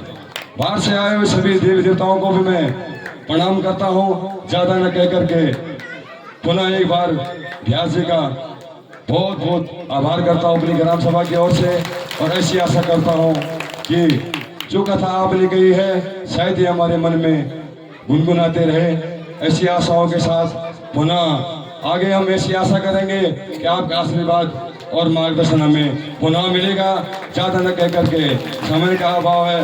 आप सभी समस्त लोगों को बहुत बहुत धन्यवाद, प्रणाम। बोलो चंद्रगिरी नाग देवता की, नरसिंह देवता की, 5 वर्णों देवता की। बोली जगदम्बा मैया की जय। प्रधान जी को हृदय से बहुत बहुत धन्यवाद और भगवती से प्रार्थना करता हूँ कि आपका यश बढ़े। आपने बहुत दिव्य यह कार्यक्रम किया। और एक बात बताऊं मन से, एक ही बात बताऊं, ज़्यादा नहीं बताऊंगा। जब अपना आदमी धोखा दे देता है तो थोड़ा कष्ट दिल मन में होता है।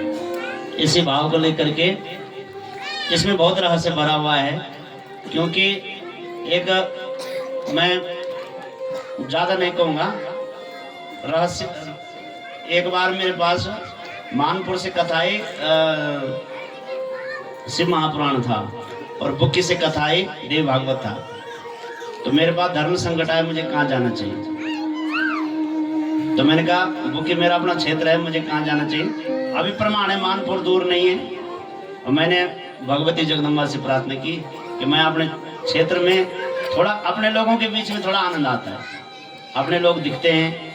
और भाई आप देख लो, हमने जब से कथा प्रारंभ की और आज हमारे क्षेत्र में विकास हो रहा है, कुछ न कुछ तो मिल ही रहा है। तो ज़्यादा नहीं कहूँगा, क्योंकि ज़्यादा कहने से अतिशयोक्ति हो जाती है। हम तो कुछ नहीं है, हम तो आपके बालक हैं। और मैं ये भी लास्ट में व्यास का ये भी होता है कि जो हमने अच्छी बात कही वो आप अपने जीवन में ग्रहण करेगा। और मान लो हमसे कुछ भूल हुई, कुछ गलत बात हुई, तो उसको मेरे लिए छोड़ दीजिएगा। अच्छी बात अपने जीवन में ग्रहण क्या करना है, अच्छी बात।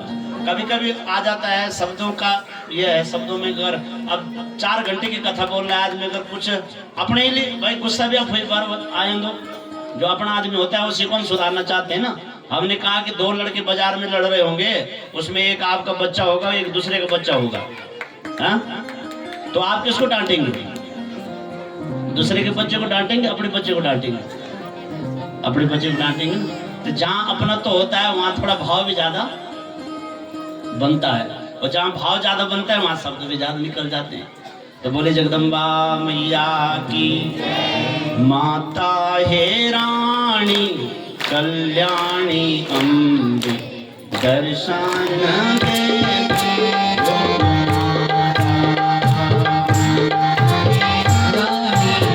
कल्याणी दर्शन दीजे योग माया तारे रानी कल्याणी अम्बे दर्शन दीजे योग माया ओ माता, दोनों हाथों को उठाकर बता लेते हैं। ज्ञानी दर्शन योग माया। माता हे रानी कल्याणी अम्बे दर्शन दीजे योग माया ओ हम चाहते तेरा दर्शन का, हम छबिता योग माया। तेरा दर्शनों का हम चाहेगा दर्शन दीजे योग माया माता जनानी कल्याणी योग माया। ओ माता हे रानी कल्याणी अम्बे दर्शन दीजे योग माया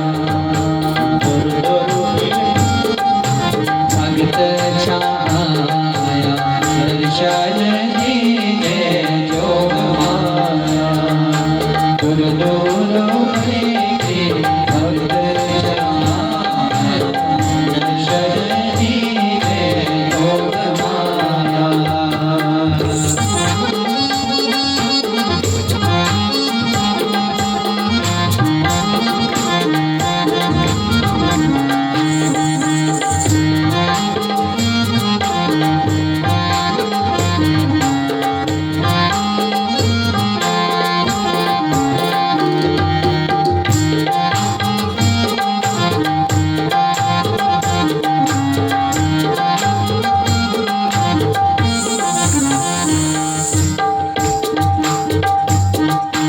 है जाए काली है जाए दुर्गे है जाए नारायण माया है जाए काली है जाए दुर्गे है जाए नारायण माया है जाए काली है जाए दुर्गे है जाए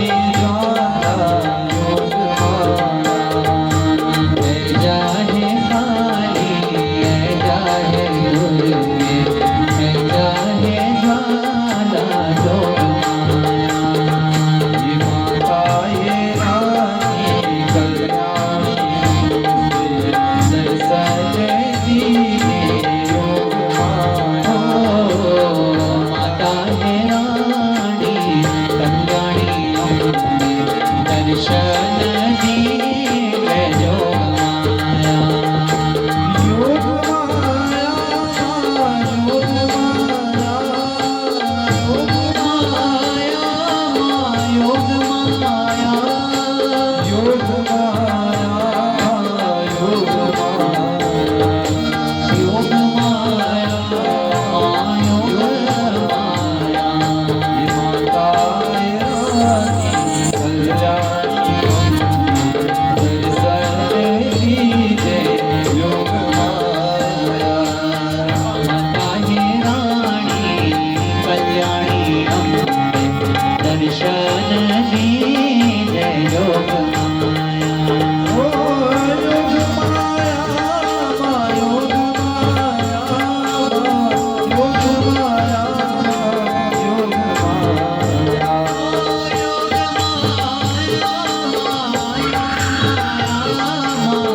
योग माया योग माया माता हे रानी कल्याणी जय दर्शन दीजे योग माया माता हे रानी कल्याणी जय दर्शन दीजे योग माया माता दर्शन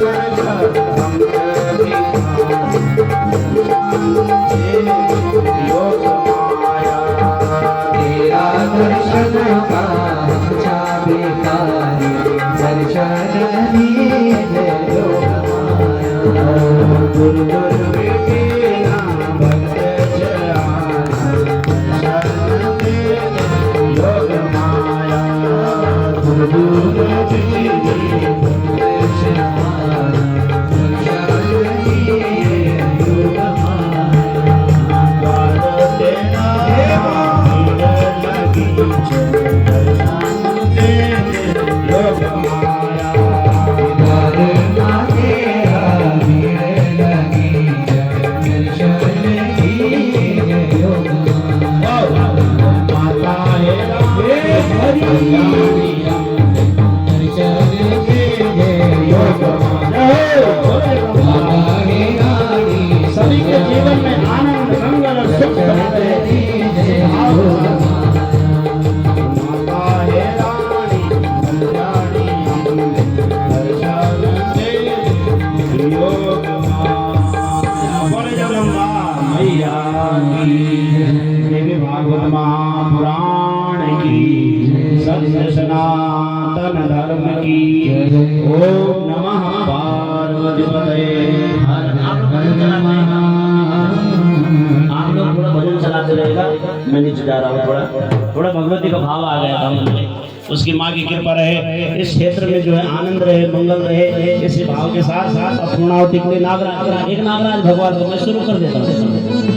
छत्रधारी नाग बोले नागराज भगवान नागिराजा नागिराजा जय नागिराजा नागिराजा जय नागिराजा नागिराजा जय नागिराजा नागिराजा जय नागिराजा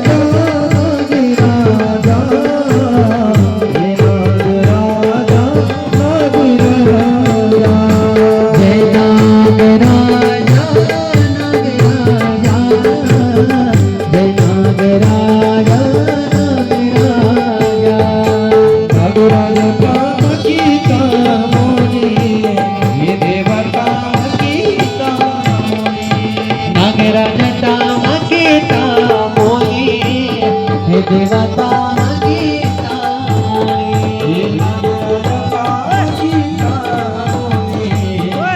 देवता गीता नागराजा गीता देवता गीता नागराजा कनी सोनी की देवा बामने